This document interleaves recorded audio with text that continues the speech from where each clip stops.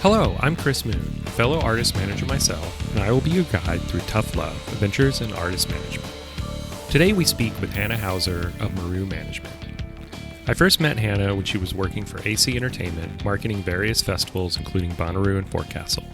She pivoted over to artist management a few years back, working with Sun Lux on their various releases and projects. We chatted about her career moves, the challenges of working from home, which is timely now that we're all in that situation due to COVID-19, and how equity in the music industry is often a struggle to achieve. I appreciate Hannah's candor and insights, and I hope you will too. Without further ado, here's my conversation with Hannah. I'm Hannah Hauser.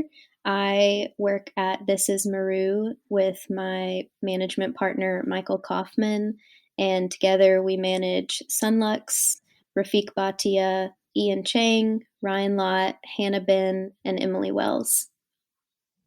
Awesome. Thanks for coming aboard and chatting today. For sure. Really appreciate that. So I always like to kind of start off with a bit of a history because we all end up in this weird world of artist management from different paths and through different ways. So maybe going back to like your final days in college and your first experience in the music industry, give us a bit of your history and how you started that path in this direction. Sure. So even before college, I was a choir kid, if that tells you anything, and actually thought that I might study music in college, but ended up going in a different direction.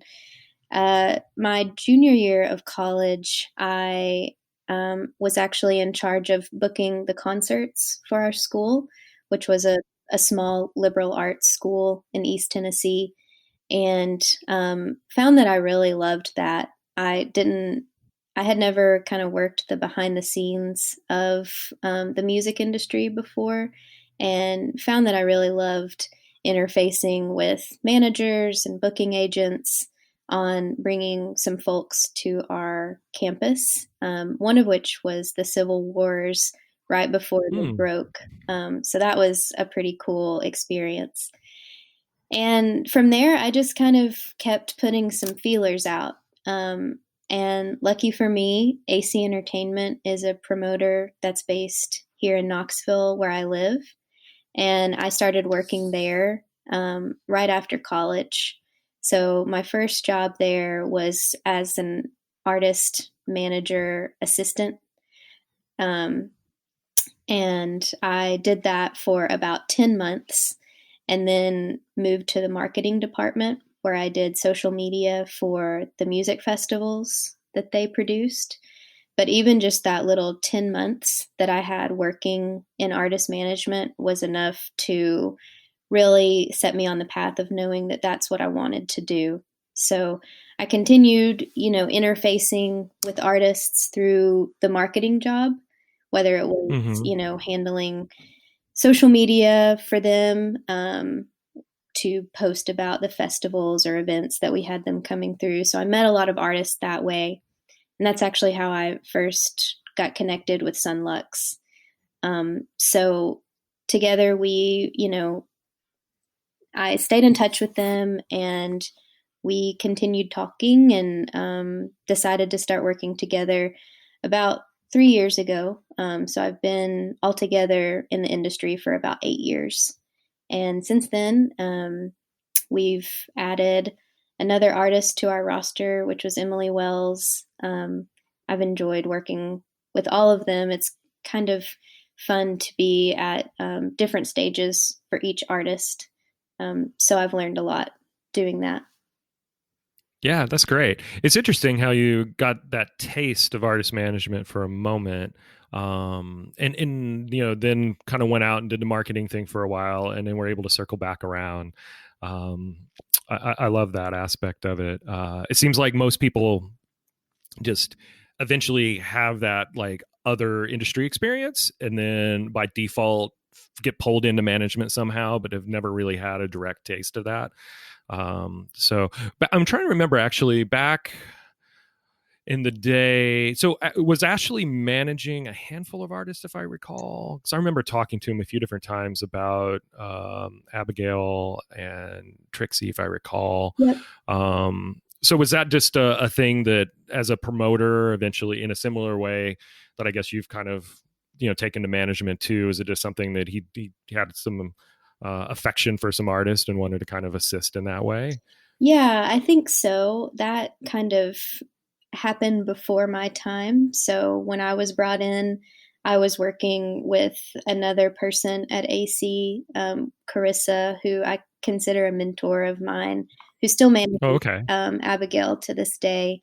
And so yeah, that was my first foray, and I think something that they were exploring too. And it's interesting, what you said about kind of veering from artist management to marketing back to artist management. In a way, I feel like that's given me a healthy perspective of both sides of the industry. Because I Mm-hmm. remember, hounding artist managers for things that I needed when I was on that social media side. So now being on the other side of things, I feel like I understand and try to respect, those requests in a timely manner. Since I know how hard that can be. Yeah, I mean, it's just, I mean, there's really no playbook for artist management when you get down to it. And I do find that I think most the real successful or at least, together and on it managers typically have had some other experience beyond just artist management. Yeah. I always love the fact that, I mean, especially nowadays, so much of your time and attention for an artist, assuming they're a touring artist, is around touring Mm. or some capacity of it. And I always appreciated the fact that I promoted shows for a while, and it sounds like you had that taste too in college.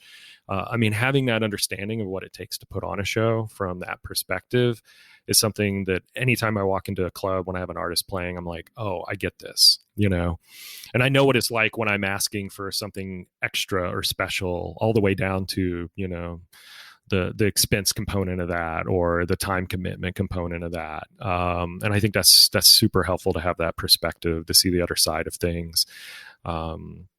I mean, you're really, as an artist manager, is in this really interesting spot because you're the I guess the spoke to hold all this together in a way, and there's everything kind of surrounding you, if you will. And with that in mind, you have to have the perspective of both the business side of things and the artistic side of things, Mhm. and be able to speak the language and make everyone feel okay in the process. And that's challenging. Yeah. And I think some of the most challenging elements of artist management. Yeah, I've said before that I see part of my role as being the funnel through which everything passes before it gets to the artist. That doesn't mean that Mm-hmm. they're not involved in the process, obviously, but yeah, you're kind of the person keeping all the balls in the air, for your artist, and so you're intimately involved with everything, whether it's down to a T-shirt or a tote design, up to Mm-hmm. the expenses related to a tour or a show, and it's definitely given me, and even my work in marketing before has given me such a great appreciation for any time I do walk into a show, where that can feel like the first time you're interfacing with an artist or an experience. But when you've been there and you know how much work goes into even just one show, you Mm-hmm. it just changes things for you for sure. Yeah. What are some of the other takeaways just from the marketing experience you had at AC Entertainment, or maybe some, I guess, anecdotal elements of like engagement you had with various artist managers that you've been able to kind of pull from now that you're an artist manager yourself? I think one of the main things that I learned was just always ask. The worst thing that someone Mm. can say is no. So, asking a larger artist, for example, in my previous life, to do an Instagram takeover, why not?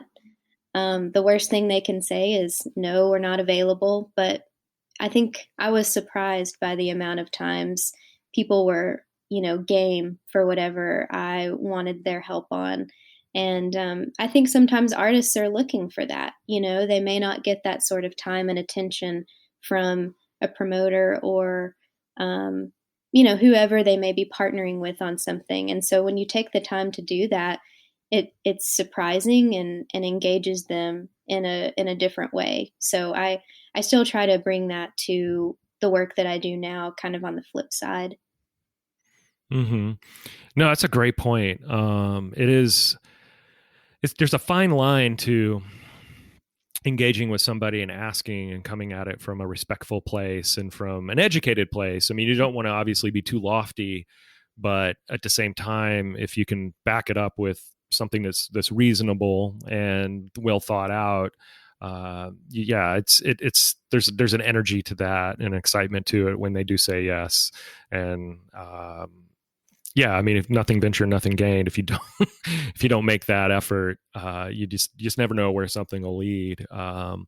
It's funny. Last year with the artist I manage, Apex Manor, we were looking for tour opportunities, and I saw that Strand of Oaks were going out on the road, so I reached out to Ryan, who manages Tim, and I was like, "Hey, I think this would be a great match."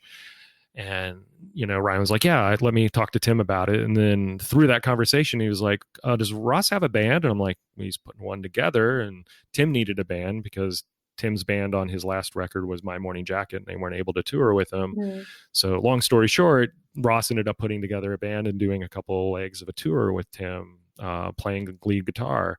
And it's like, that was all that all came out of a necessity that they had I didn't even know about, and me taking a risk, reaching out, trying to see what might be available and an opportunity coming out of it. I mean, that's just one example, but it seems like multiple times, at least in my career, every now and then you'll just take a chance on something like that and develop a relationship or have something come out of it that wasn't even what you went into it with, that blossoms in a whole different way. And I love that, but it's still a hard thing to, when you're working by yourself, it's you and your artist against the world. How do I come up with those kind of opportunities? How do I, get the encouragement and gumption to even ask? Yeah.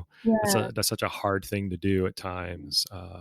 It kind of touches on the creativity component of this too, Mm. which I think is often left out of the conversation. It's so easy to look at the artist side of things and then the business side of things, and the manager kind of touches on all of it but doesn't necessarily get into the creative side, whether it's the classical creative element of the making of the music. But I would argue there's a creative element in just promoting the music Mm. and promoting the artist, and trying to build their audience. What are some of your experiences and challenges in trying to be creative in this role? I used to have a hard time considering myself a creative person, which is kind of a weird thing to say because I have an art degree and an English Mm-hmm. degree. And so I think the way that I bring that into the work that I do now is by honing the skills that I do have and applying them to the creative world. So, for example, my partner Michael and I at our Meru management, we recently sat down and individually wrote out our own mission statements and chose our own values and shared those with one another. And now we're writing one just for the company too. And that was really insightful for me because creativity was one of the things that came up to the forefront. And when I wrote down Mm. my values, those were integrity, imagination, and organization. And so I think I am bringing the organizational side to the creative process. And that to me brings me a lot of life. But it also allows me to see creativity in a new way, to see the ways that creativity can, you can build a life around that.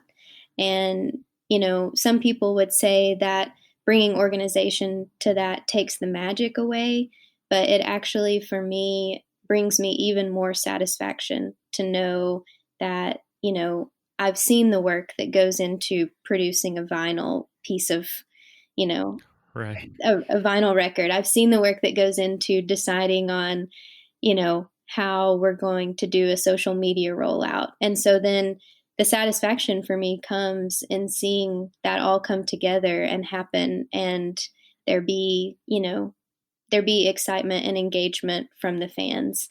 And it may feel spontaneous or, um, you know, I don't know what the right word is. It may surprise them, but for us, it's the culmination of the work that we do. So in that way, bringing the organization to the table is like integral to me, to the creative side. Yeah, and those are great words to use as anchors for guiding the work you do and keep in mind. Because, I mean, no matter what you do, but certainly in this world of artist management, it seems like, just trying to keep up, like, especially if you get an artist or a handful of artists that are, kind of emerging and active and moving in a certain direction. I mean, just trying to keep up with the workload Mm. can be challenging in and of itself. And in a similar way, the way I like to kind of frame it in my mind, at least, I try to carve out time to be what I call proactive versus just reactive, Mm. because it's really easy. And I think this is a symptom of a lot of managers, just realities that they're in, is, you fall into that place where you're just being completely reactive to everything. Absolutely. And by that, you're just kind of like, getting the bare minimum done. But you're not really being what I consider proactive, which is that creative component where you kind of crawl off into a corner for a while or go for a walk and just kind of sit with your thoughts and think about, oh, what can I do creatively here to, announce this tour or roll out this record or whatever? Or how do I, shake things up for this artist by maybe putting them in a different environment, or a different frame of mind.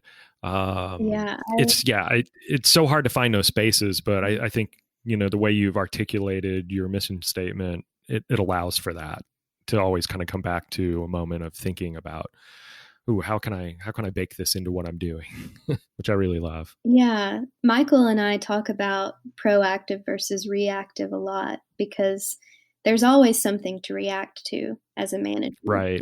I could spend all day responding to emails and that be my entire day.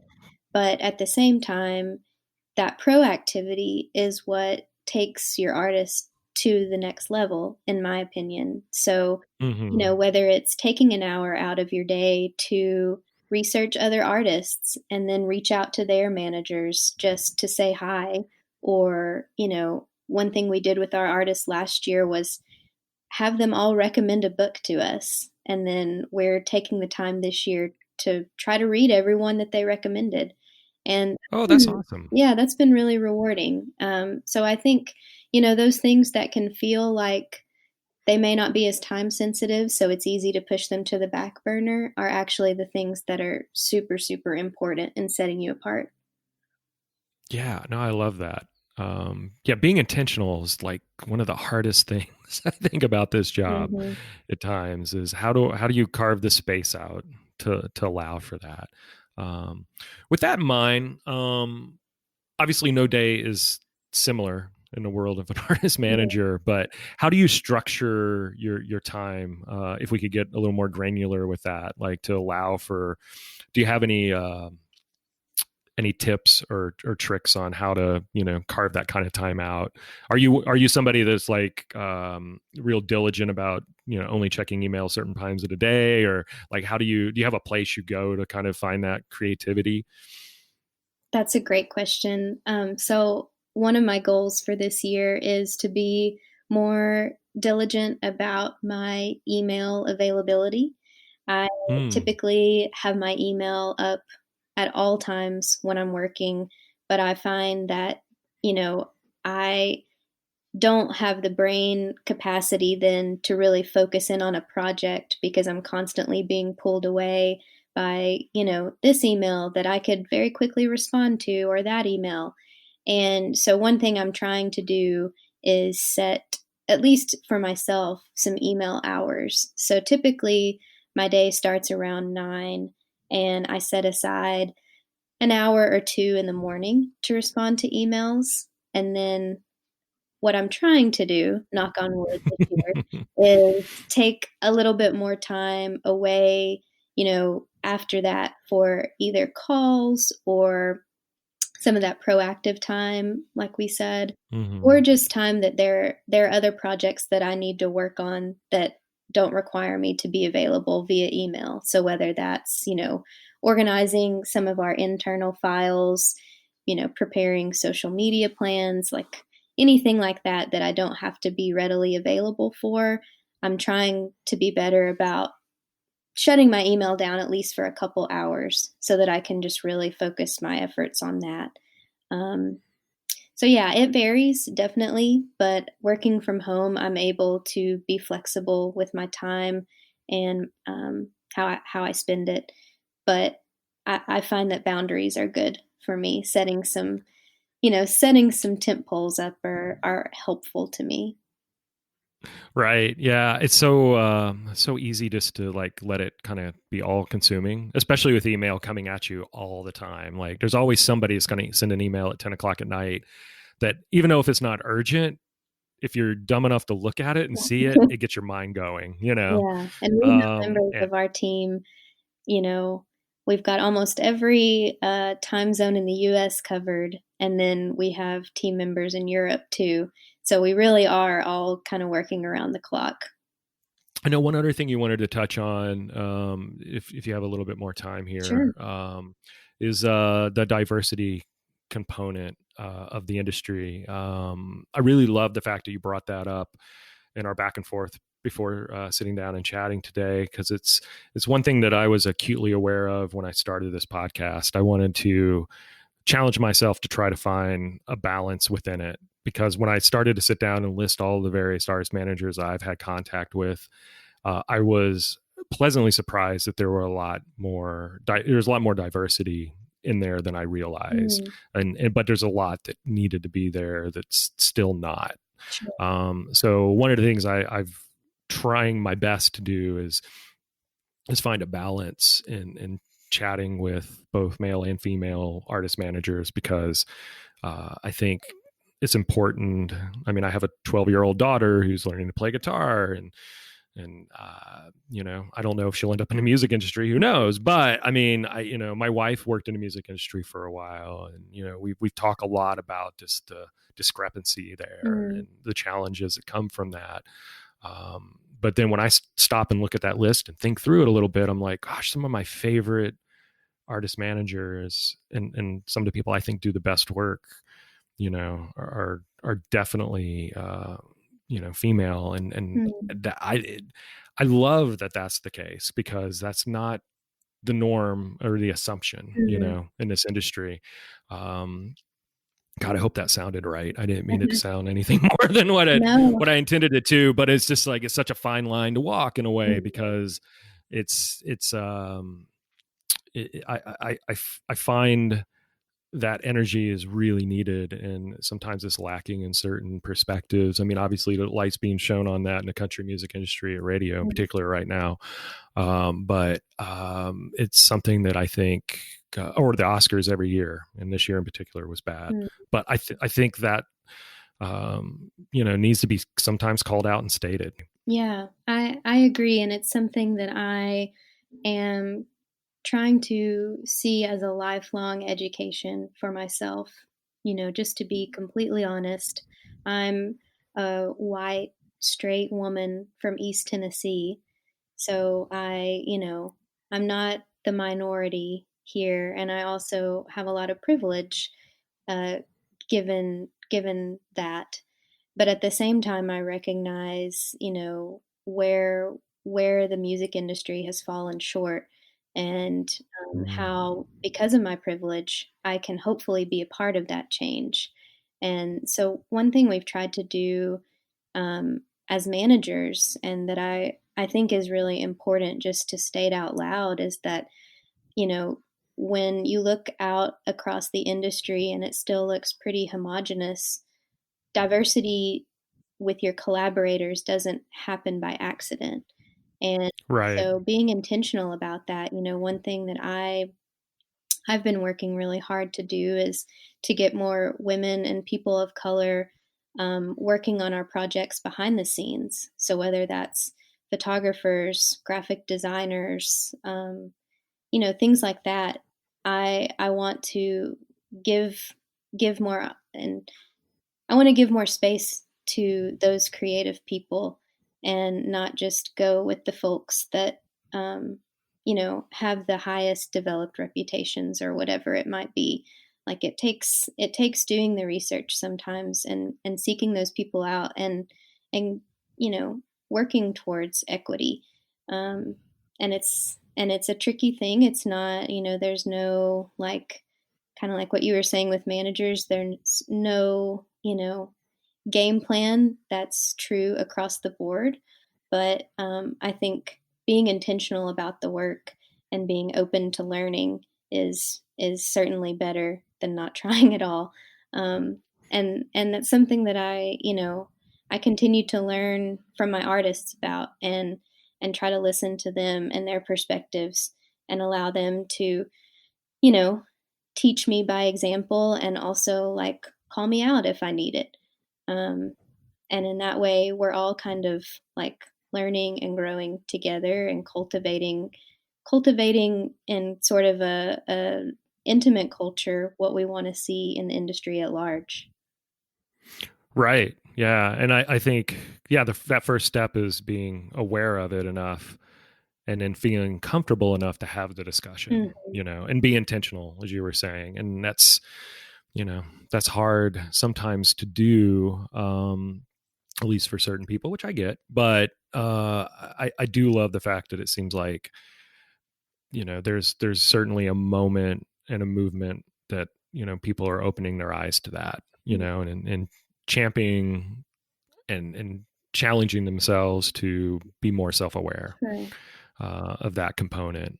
Yeah, So thank you for bringing that up. It's a it's a hard thing to talk about sure. And in some respects and call out, but I think it's important and super encouraging. I mean, I've taught both in person and online, various management classes at times, and even just seeing the diversity within those classes sometimes were great, but then sometimes it was lopsided as well. But I try to teach to everyone and encourage everyone to kind of be engaged in a way that it was hopefully a level playing field, and the possibilities were endless for everyone, not prepositioned in any way, shape, or form. And I think, yeah, at some point we just have to be cognizant of that and supportive.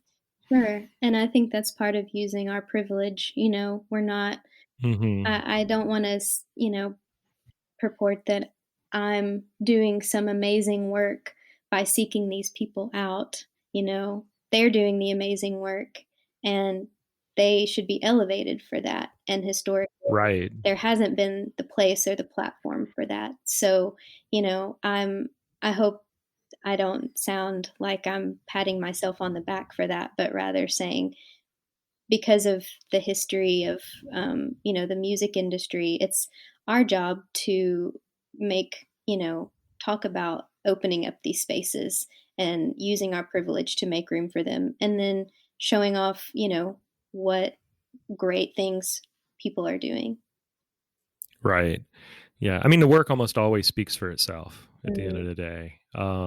But we all, no matter, where we're at, we all need some championing and some opportunity to come out of it. sure. So anytime you can give that, I think, especially for a minority, and it speaks towards the diversity of the industry, I think that's a wonderful thing.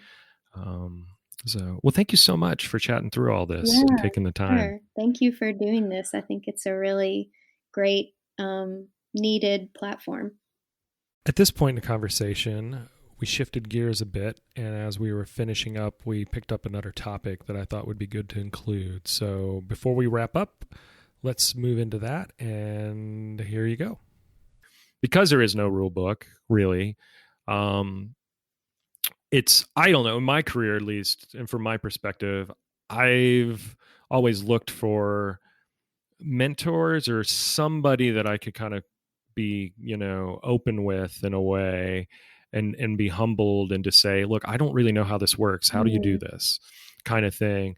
And at least that's what comes to mind when I think of the imposter component. Because I know I've known so many other people that just like act like they know everything when they really don't know the ins and outs of things right. and should probably be asking questions or get more additional information. And I know for me, when I've humbled myself and opened myself up enough to say, I really don't understand how this works. Can you explain? Or even just being as bold as it picking up the phone and calling somebody up and go, hey, how did you do that? Or have you been in a situation before? How does this work?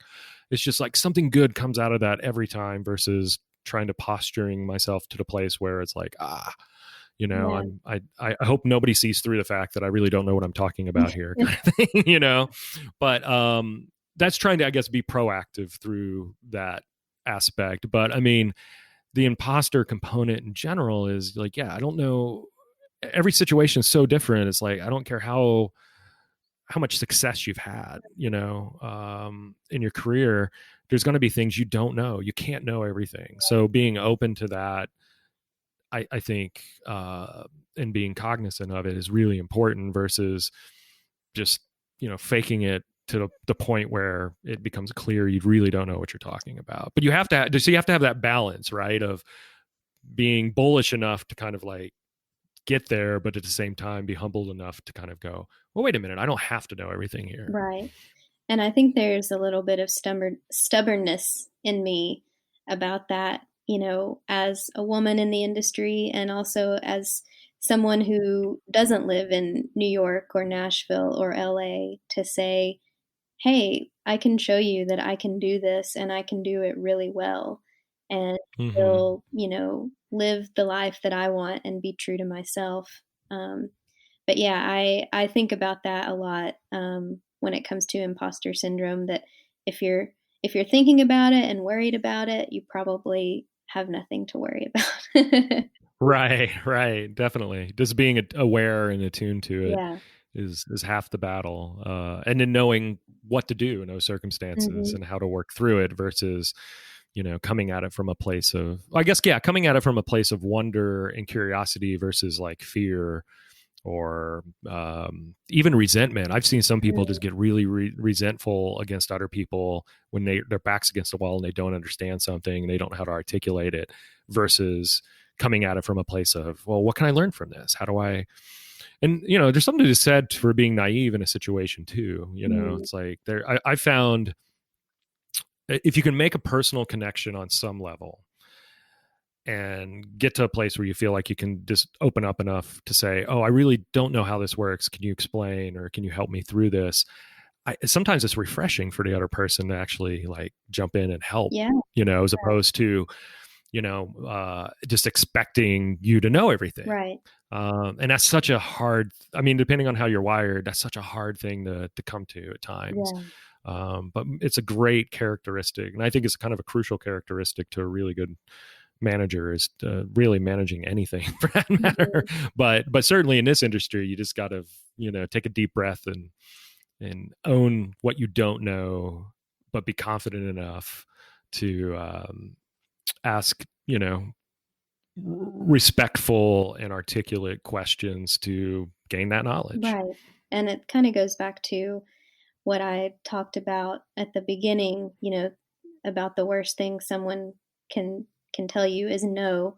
And in this case, you Right. know, the worst someone can do is not share with you their knowledge or whatever it might be. But I think the act of questioning is part of the growing process and part of saying, you know what? I really don't know everything. And the only way you're going to learn is by asking and by being open and humble to, different ways of thinking, different ways of seeing the world. And that has proven to be really really fruitful for me and a really big learning experience as a recovering perfectionist. It's hard for me sometimes, but I've found that the things that I've grown in the most have been the ones where I've had to say, I don't understand this, or I don't know, can you help me?